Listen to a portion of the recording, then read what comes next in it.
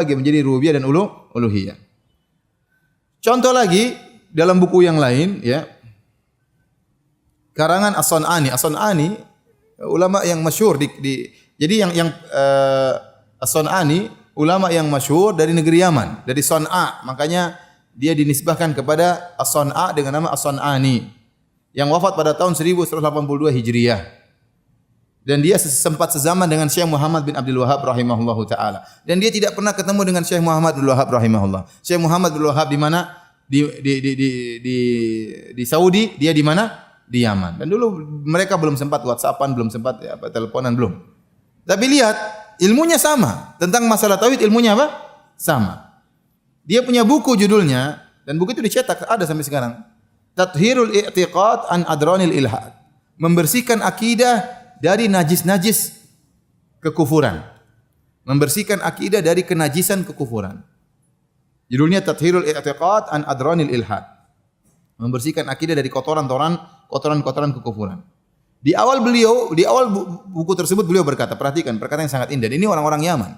Karena kita dapati sebagian orang-orang yang meminta-minta ke kuburan ternyata dari Yaman juga. Dari Yaman ya. Maka kita ingin berikan kepada mereka buku karangan ulama Yaman tentang masalah ini. Dan Son'ani terkenal, dia punya buku judulnya Subulus Salam. Subulus Salam itu syarah Bulughul Maram. Ya, sudah diterjemahkan. Dia punya buku juga judulnya Al-Uddah tentang taklik terhadap kitab Ihkamul Ahkam karangan Ibnu Daqiqil Aid, juga buku masalah fikih yang luar biasa bagusnya. Ya. Kata beliau, perhatikan, fahadha Tathhirul I'tiqad an Adranil Ilhad. Inilah buku yang judulnya membersihkan akidah dari kotoran-kotoran kekufuran. Wajib alayya ta'lifuhu wa ta'ayyana alayya tarsifuhu. Wajib bagi saya untuk menyusunnya dan saya harus menulisnya.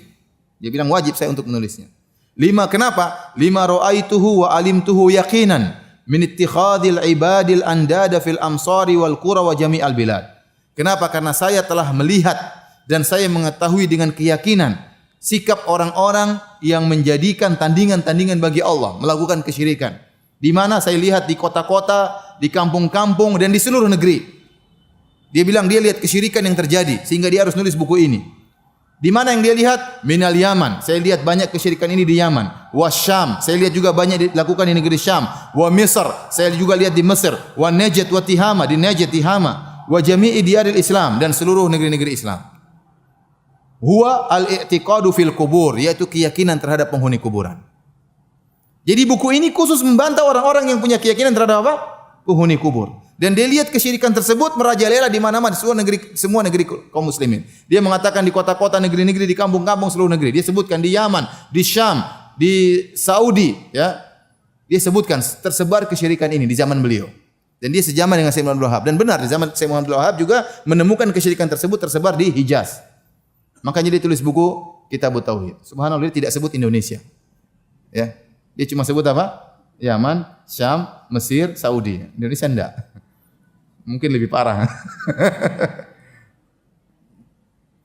Jadi kesyirikan satu yang dia lihat, dia tidak berbicara tentang kesyirikan yang lain. Dia tidak sedang berbicara tentang perdukunan, tidak.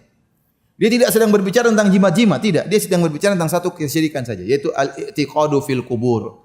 Keyakinan masyarakat terhadap penghuni apa? Kubur. Maka dia tulis buku ini. Ya. Jangan kita bilang, lihat, dia mengatakan orang-orang satu kaum muslimin musyrikin semua. Tidak, dia sedang menjelaskan ada kesyirikan yang tersebar. Dia tidak sedang menghukum mereka sebagai orang-orang musyrik, tidak. Tapi dia jelaskan kesyirikan tersebar. Ya.